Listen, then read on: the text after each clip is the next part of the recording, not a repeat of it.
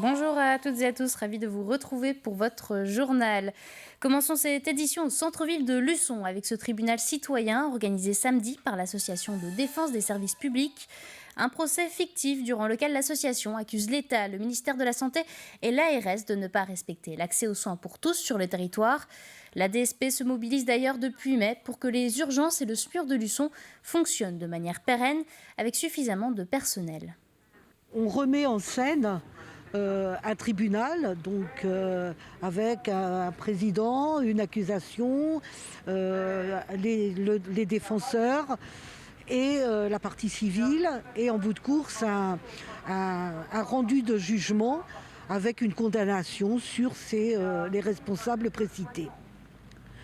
Et on fait appel à des témoignages donc de gens qui ont vraiment vécu des situations dramatiques. On a trouvé que c'était bien de mettre un petit peu en scène les choses. Ça sortait de l'ordinaire, ça impliquait les gens, et donc ça nous semblait être quelque chose de mobilisateur dans ce combat. Une micro-forêt au beau milieu d'une université, un projet qui devient réalité sur le site de la Courtésière à La Roche-sur-Yon. Les étudiants en environnement viennent de planter plusieurs centaines d'arbres sur 300 mètres carrés. L'objectif est de créer un oasis de verdure où la biodiversité sera maître. Une découverte signée Grégoire de Châtillon. C'est tout bon niveau espace, on peut planter. Une université de plus en plus verte qui vit aujourd'hui au rythme des plantations, en particulier pour cette micro-forêt selon la méthode du botaniste japonais Miyawaki. On mélange bien le terreau et la terre. La méthode de Miyawaki consiste à planter les arbres de façon dense. Il y a donc sur 1 mètre carré des arbres de 3 strates différentes, donc de 3 tailles différentes. Donc de façon dense, en alternant les strates, en alternant les espèces également. Il faut savoir qu'avant de planter les arbres, on a eu beaucoup d'étapes préalables. L'année dernière, on s'est concentré beaucoup sur les recherches bibliographiques autour de la méthode. Une méthode qui a le vent en poupe, qui fonctionne selon les principes d'une forêt naturelle à l'échelle réduite.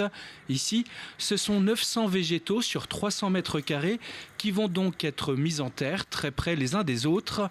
Des arbrisseaux, des arbustes et des arbres. Une trentaine d'essences locales qui, en se faisant de la concurrence, vont pousser très vite.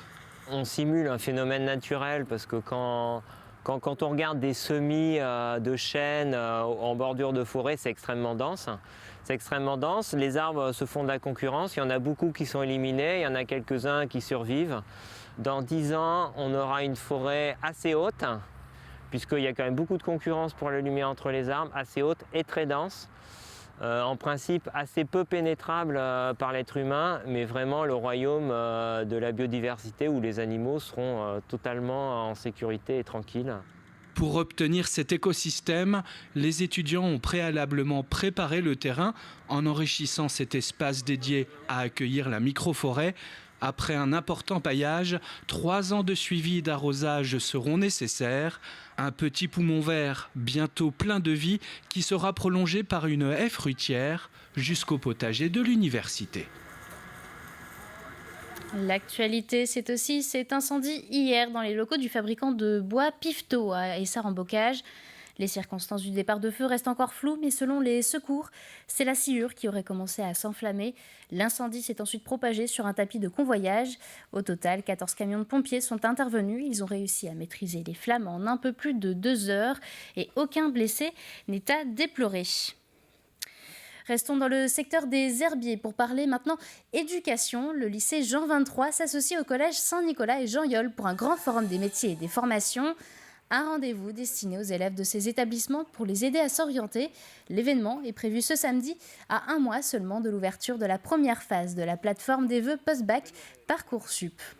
Nous essayons d'accompagner au mieux chacun de nos jeunes dans son propre parcours d'orientation, donc là où il en est, en faisant venir à la fois des institutionnels, des professionnels et aussi des anciens élèves qui viennent parler de leur formation. On met en place 3 tables rondes en fait, pour aider les jeunes notamment sur des métiers qui sont en tension. Donc on aura des tables rondes autour de la santé, une table ronde aussi évidemment autour de l'environnement et puis une autour de l'industrie qui correspond bien au secteur en tension actuellement.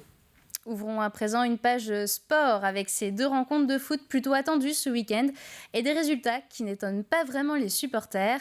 Tout d'abord, La Roche-Hézeau sort de la Coupe de France au 7e tour. Les Lyonnais rencontraient Le Mans ce week-end. 3 divisions séparaient les 2 équipes et c'est bien ce qui a fait la différence devant 1200 spectateurs au stade de Saint-André-d'Ornay. Résultat 4-1 pour les Sartois. Et puis là, ce n'est pas 3 mais 4 divisions qui séparaient Luçon du stade Lavallois. Des Luçonnais qui n'ont cependant pas à rougir de leur prestation 2-0 pour Laval face à Luçon qui sort aussi à l'occasion de cette 7e tour de la Coupe de France. Et de leur côté, les clubs des Herbiers et la Roche-Vendée Football ont, eux, gagné leurs matchs respectifs. Les Herbiers se sont qualifiés face à Saumur grâce au tir au but. La Roche-Vendée Football, leader de National 3, a réussi également à se qualifier face à Châteaubriand. Ils sont donc les 2 derniers clubs vendéens à accéder au 8e de finale de cette Coupe de France. Et quelques images de football féminin également, avec La Roche-Hézeau qui recevait Nantes ce week-end. 9e journée de D2 féminine. Des Lyonnaises qui, pour mémoire, venaient d'enchaîner 4 matchs sans défaite. Il n'y en aura malheureusement pas 5. Elles se sont inclinées 2-0 en faveur des Nantaises. Terminons ce journal, toujours avec du sport, mais cette fois-ci du VTT.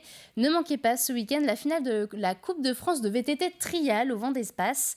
150 athlètes parmi les meilleurs de la discipline au niveau national s'affronteront donc sur un parcours d'obstacles à franchir en un minimum de temps.